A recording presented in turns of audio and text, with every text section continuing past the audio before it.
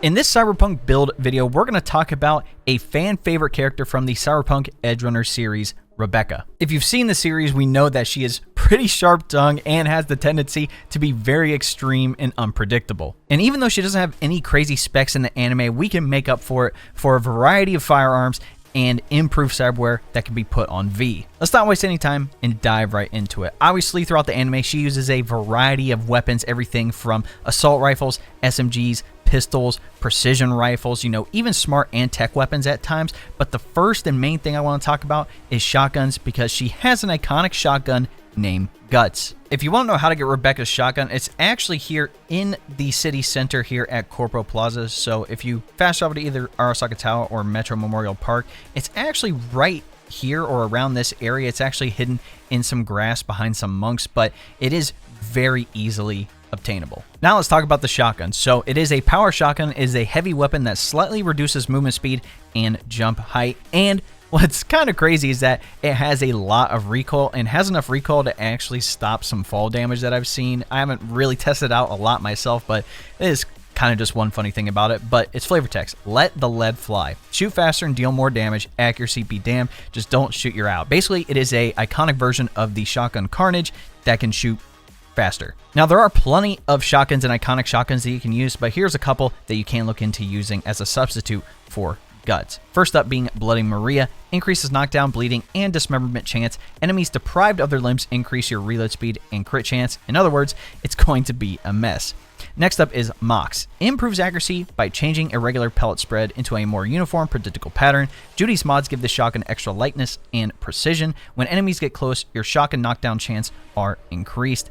Next up, we have Deserter. This is actually a Phantom Liberty shotgun. It's a double-barrel power shotgun, and it fires explosive rounds. So the shotgun's extreme firepower pulverizes enemies in its path, neutralizing an enemy engulfs you in flames, except when your health is low, granting a movement speed boost and increased mitigation chance. So every time you shoot an enemy, you will catch on fire. So you're going to have good health regen here, which we can talk about later. And then lastly is going to be Order. This is actually a tech double barrel shotgun. I'll be talking about tech weapons specific later, since Rebecca does use a couple of tech weapons in the anime, but can be charged from hipfire. Charging this weapon above 66% vaporizes any enemies in your path, leaving an EMP trail behind it, only for the brave of heart and steel of nerves. This shotgun is kind of broken. One more thing I did want to talk about before diving into the attribute weapon perks under body, because that's specific to the shotguns and light machine guns, is that Rebecca actually uses the HK31, heavy machine gun. So using a light machine gun for her would not be out of the question. So one you can look into, which is a Phantom Liberty exclusive iconic, is the Wild Dog. Again, you get this one from Colonel Hansen. If you want a more detailed breakdown on how to get it, again, definitely Google it. But it is a heavy weapon, slightly reduces movement speed and jump height. Repeated hits increase fire rate and crit chance. Quick melee attacks deal massive damage when ammo is empty, but any power light machine gun would work here. In regards to body in general, I would just max out to level 20 so we could take advantage of the middle skill tree and the left skill tree, but the main thing I want to talk about here is the stuff on the left, which is the perks that affect shotguns, LMGs, and heavy machine guns. So you definitely want die here with Like a Feather, Don't Stop Me Now, and then Bullet Ballet. And then Spontaneous Obliteration, pretty much it's the ability to sometimes instantly kill and dismember enemies at low health. Pretty much they just die in one hit. It's freaking crazy. Then I also like Close Quarters Carnage with Skullcracker, Dread, and then Rush of Blood. Now, the two perks up here are specific to shotguns and then LMGs. So first up, Rip and Tear. So 100% damage for the next quick melee attack after shooting an enemy with a shotgun, and plus 100% damage for the next shotgun shot after hitting an enemy with a quick melee attack. So pretty much whenever you shoot a target, the melee gets increased damage, then after the melee, the next shotgun shot gets increased damage. Now, I'm not sure how much you're going to be meleeing, but you do have the benefit here since you are going to be in close quarters. And then next up for LMGs, this is actually kind of a broken perk if you are going to be using it, but plus 20% ammo refill after neutralizing an enemy with a light machine gun. So as long as you're getting kills with the LMG, you can pretty much infinitely reload those LMGs. Next category weapons I want to talk about are assault rifles and SMGs. So first up, starting with the Carmen, this is a Phantom Liberty exclusive. So shots to limbs have increased crit chance, weapon handling is improved while running, jumping, or sliding, and simultaneously increases damage and bleeding. Next is the Moron Labe. Annoyed by the gangly protruding limbs of your opponents waving and flailing about, dismembering increases your crit chance against an enemy. Your rate of fire is uneven, hindering your aim, but we're going to be up close anyway, so it's not even going to matter. Next, Pitbull. Now, this is a Twitch Prime exclusive, so keep that in mind. The event might be over, it might not be. Definitely check if you have Amazon Prime and all that. This weapon is pretty interesting. So unleash the power of the pack. Gain increased movement speed on kills and dismemberments. The faster you move, the more damage you deal, and any Bargus themed weapons gain increased armor penetration. Next, I have Prejudice here, which again is the weapon you get from doing the rogue ending for the main part of the campaign. Again, this pairs with the Pride pistol, which I'll talk about later, but neutralizing enemies with Pride temporarily stops ammo use while shooting from Prejudice.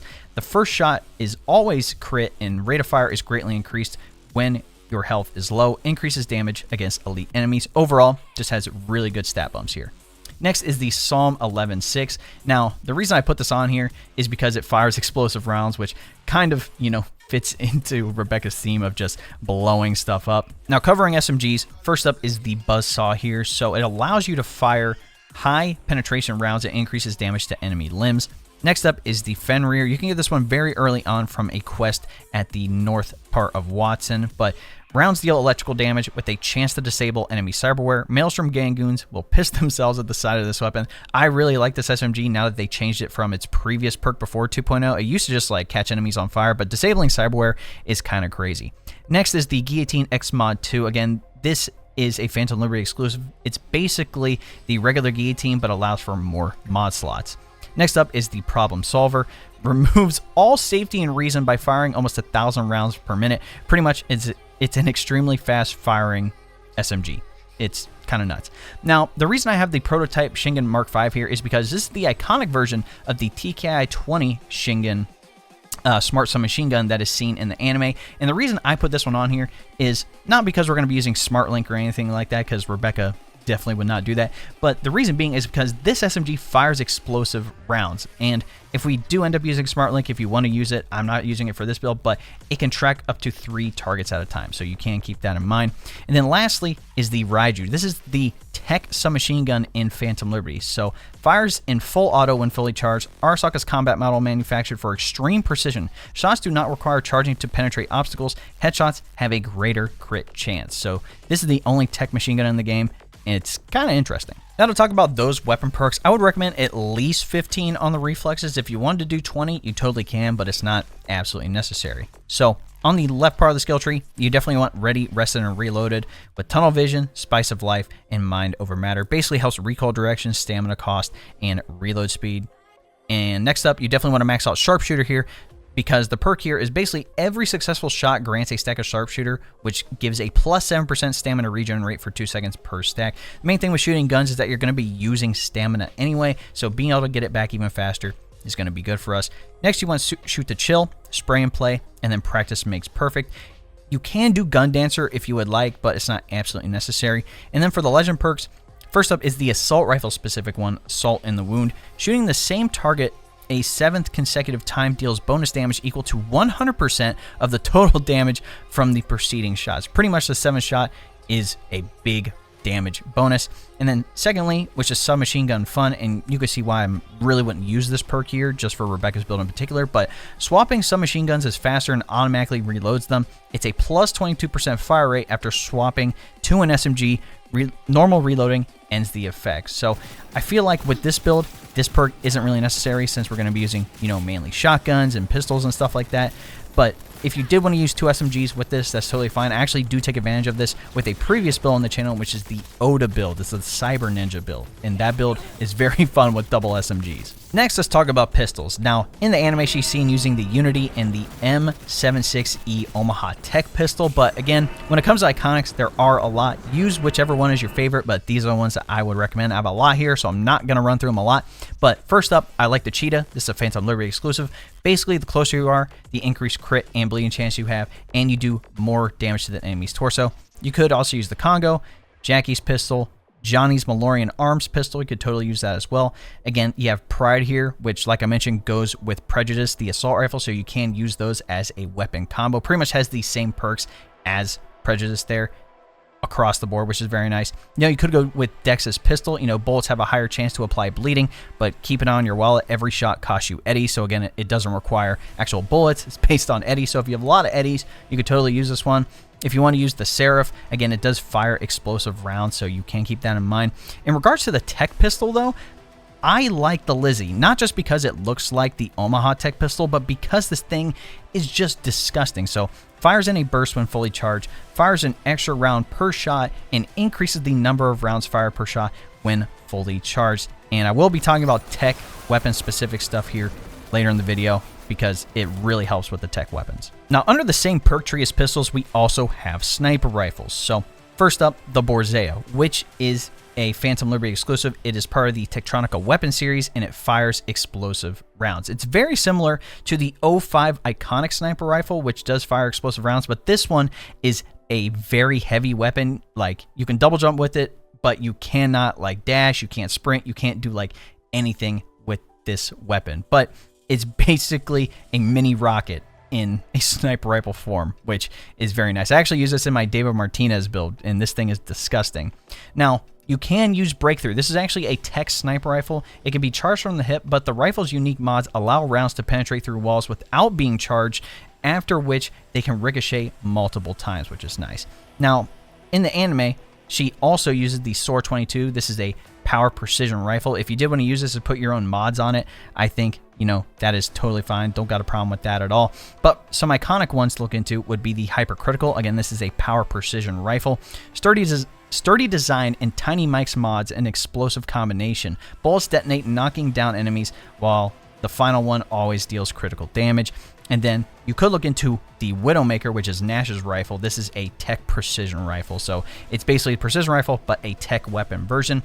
So, fires 2 projectiles per shot and deals chemical damage with an increased chance to apply poison. Charge shots deal more damage. Again, there's a variety of weapons here. Use what you like. Under cool, I would recommend at least 15, but if you did want to go 20, I would recommend it for these legend perks up here.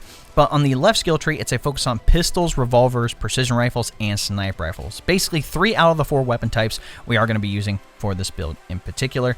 Now, you definitely want focus. Basically, it automatically activates when you're at full stamina, and it has no stamina cost when you're shooting. So, very nice here. Definitely put on no sweat with rinse and reload. Do not put on pull. This basically allows you to shoot grenades out of the air easier. Definitely not necessary here since we're not going to be doing that. You can look into using head-to-head as well. Again, focus is active. Neutralizing an enemy with a ranged attack resets its duration. I would not recommend deep breath because it slows down time by 25% for you and your enemies when focus is active. You can use it if you want. It's not absolutely necessary, but again, use at your own discretion. Definitely put on Deadeye. Again, it's to increase the headshot and weak spot damage, a reduction in stamina cost, and it unlocks the Deadeye perk. So when you're above 85% stamina, it's a plus 20% headshot damage, plus 20% weak spot damage, and no bullet spread. And that's for all 4 weapon types. Definitely put on California Reaper with High Noon, Long Shot, and Quick Draw. And then for the legend perks up here, the first one is Nerves of Tungsten Steel. Again, this is mainly going to be for the precision and the sniper rifles. Highly recommend it. So when Deadeye is active, guaranteed crit hits for headshots and weak spots, and increased damage as distance increases. Then the one over here is for pistols only. Basically, hip firing does not consume stamina, and when focus is active, you get an increase to your movement speed. Like I said, it's not absolutely necessary for these. I like the Nerves of Tungsten Steel better than Run and Gun, but again, at least have 15 to take advantage of the Deadeye perk. I do want to quickly cover the tech weapon perks. So first up, under technical ability, definitely want 20 on the technical, not only for the tech weapon perks, but for the middle skill tree, which I'll talk about here in a bit. But first things first, Bolt. Level 1, plus 20% charge speed. Level 2, plus 50% damage for charged shots. Then level 3, which is Bolt. So to fire a bolt, release the trigger for a charged shot right before it fully charges. Counts as a fully charged shot, plus 30% damage.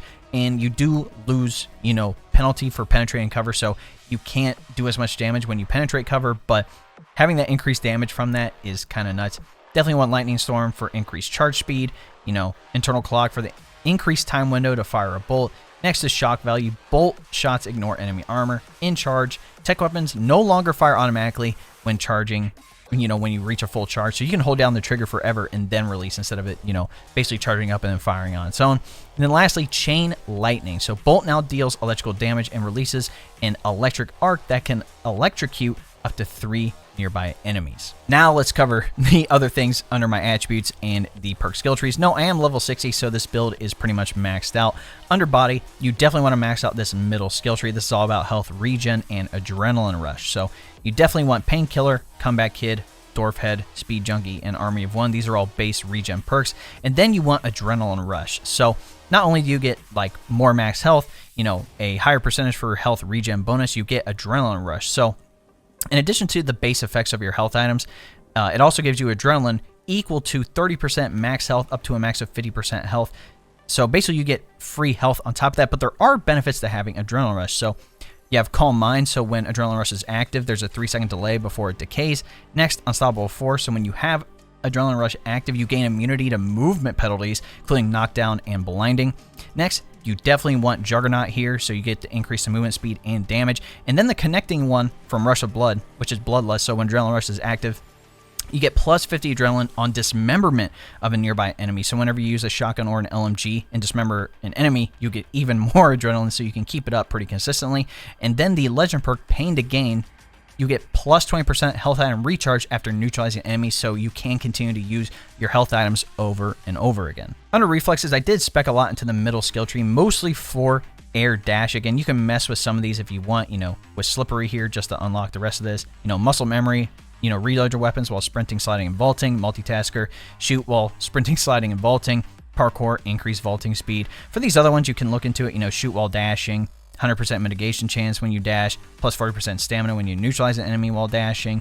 The in-air dash really isn't like a canonical thing for Rebecca, but with V, we can just really min-max her build, so I would highly recommend it with Aerial Acrobat and then Aerodynamic. The main thing under the tech tree is gonna be this middle section, which is all about our cyberware. So you definitely want all things cyber here to increase your cyberware stats and reduce capacity cost. Then Chrome Constitution with Renaissance Punk, Lucky Day, and then Driver Update. Whenever you're going to, upgrade your cyberware, you definitely want to put on Chipware Connoisseur here, so it gives you 2 stat modifier options instead of just 1. Again, you can always just take off 1 perk and put it on, then when you're done, take it off and put it back on. It's not a big deal, but basically, whenever you're upgrading your cyberware, you definitely want to have this perk unlocked. Next up, you want License to Chrome. Max it out to get bonuses to your cyberware, increase armor, and also the extra skeleton cyberware slot. Same thing with Ambidextrous, it gives you the extra hand cyberware slot, which you definitely want. Next is Cyborg with extended warranty, and then Cellular Adapter, which I will be talking about. It can be a potential perk in regards to using tech weapons, so I will be talking about that here in a bit. But lastly, you want Edgerunner, so it allows you to exceed your cyberware capacity by up to 50 points at the cost of minus 0.5% max health per point. When you neutralize an enemy during combat, there is a 0.1% chance for each point you're over capacity that you will enter the Fury state. In this state, you gain plus 10% damage, plus 30% crit chance, and plus 50% crit damage. Basically, it's Cyber Psychosis for free. And if you did want to spec into a little bit of the left skill tree, again, you could just do this bottom row, which just gives bonuses to your health items.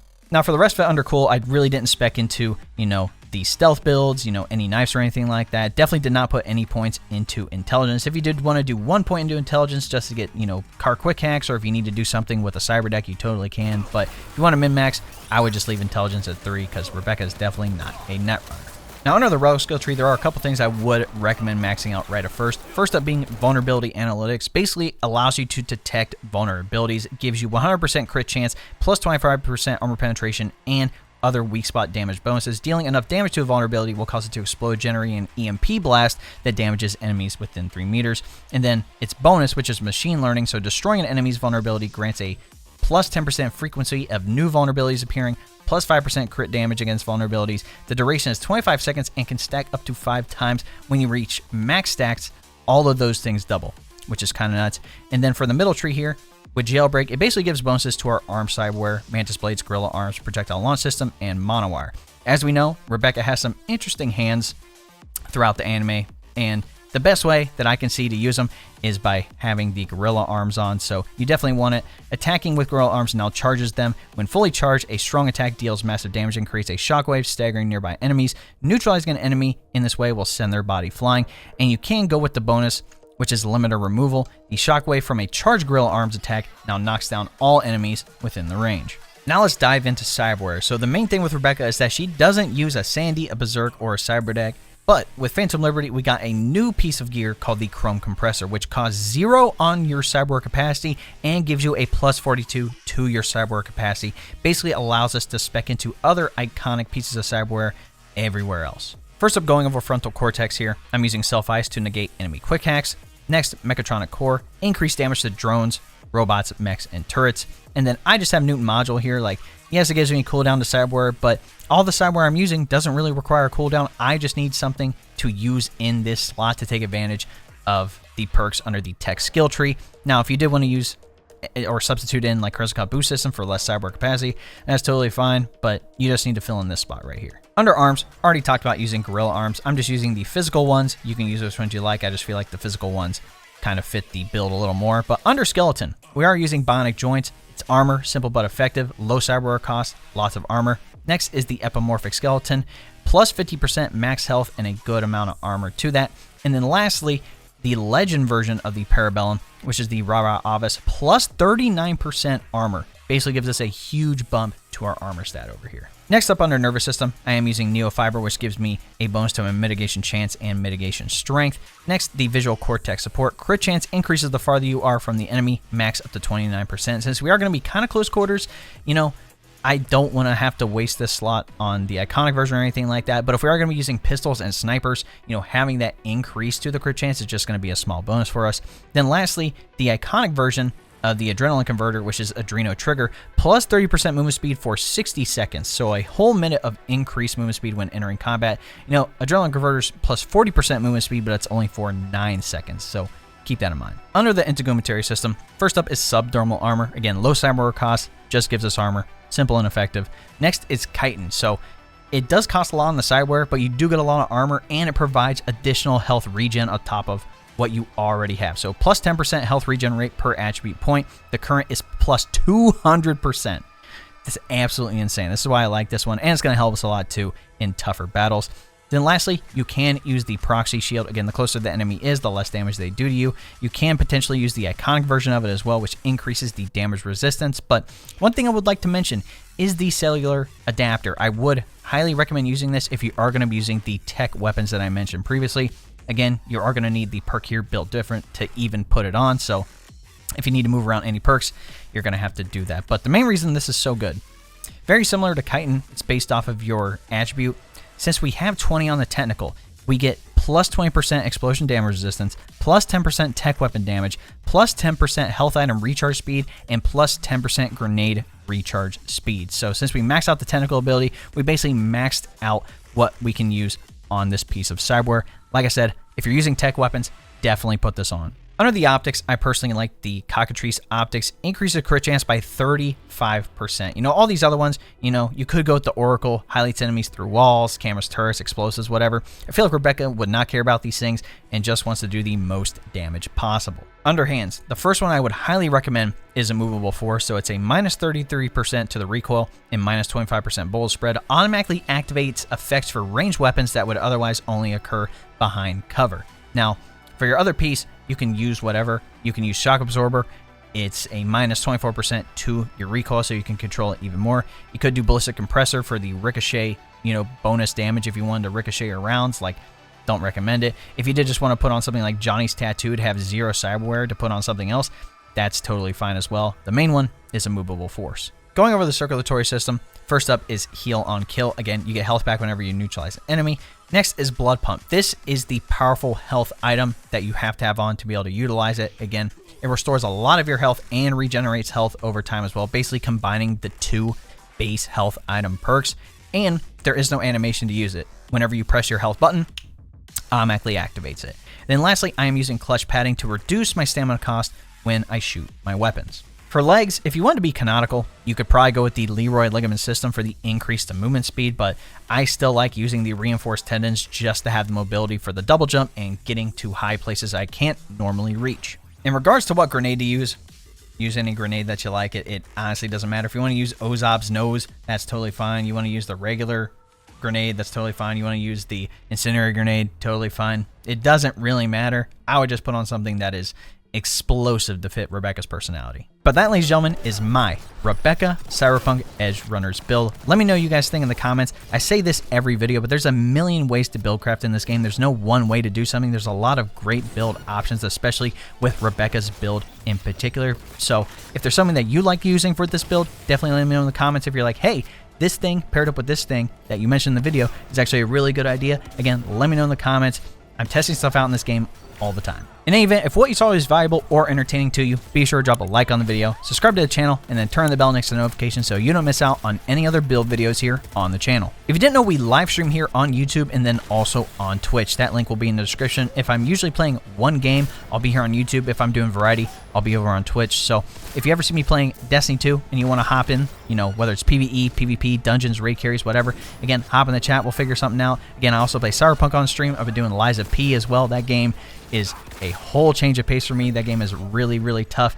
And if you want to be proactive about these things and join the community, join my Discord. Again, that link will also be in the description. We're talking about other games, piece of tech, anime, and more. Lastly, if you want to support the channel even more, you can look into becoming a member. If you don't know what a membership is essentially like a Twitch subscription. So you're going to get access to the exclusive emotes, the monthly badges, and other cool things here on the channel, cheaper than what is a Twitch subscription, funny enough. But if you would like more information, all you have to do is press the join button next subscribe, and that'll give you a rundown with all the details you need. All right, ladies and gentlemen, it's been your boy.